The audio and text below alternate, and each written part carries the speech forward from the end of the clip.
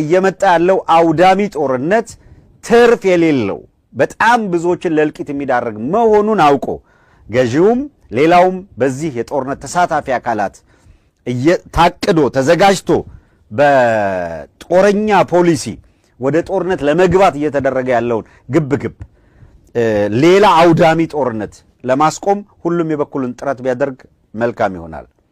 ይሄን ለማድረግ የሚቻለው ግን ህዝብ የተሟላና ትክክለኛ መረጃ እንዲኖረው በማድረግ ነው። ስለዚህ የማንኛውም አካላት የአፍ ካራቴ ባለማስተናገድ እውነቱን ህዝብ እንዲያውቀው በማድረግ ረገድ የሚቻለውን ሁሉ ማድረግ የተሻለ ይሆናል።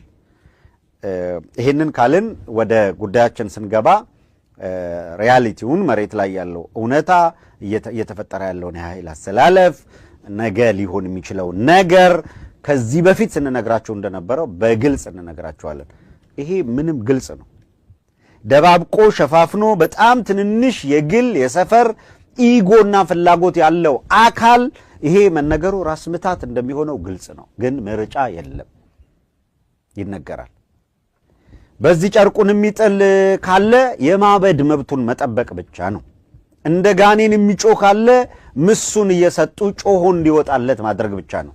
ምክንያቱም ባንናገረው እንኳን እየመጣ ያለው እውነት እሱ ስለሆነ እየመጣ ያለውን እውነት መናገር ደግሞ ሞራላዊም ህጋዊም ግዴታ አለ። ለዛ ነው ሰው ቀደም ሲል በትንታኔ ስናነሳቸው ከነበሩ ነገሮች መካከል የኃይል አሰላለፍ ለውጥ ሲመጣ አንደኛ የኃይል አሰላለፍ ለውጥ በየጊዜው የሚቀያየር ነው። እያንዳንዱ አካል ቋሚ በፖለቲካ ውስጥ ቋሚ ወዳጅ ቋሚ ጠላት አድርጎ ያስቀመጠው የለም።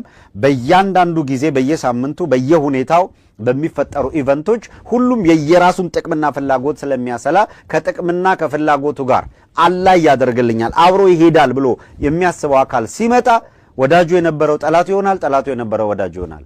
የኃይል አሰላለፍ ለውጦች በየጊዜው የሚቀያየሩት ከዚህ የተነሳ ነው በፖለቲካ ሂደት ውስጥ።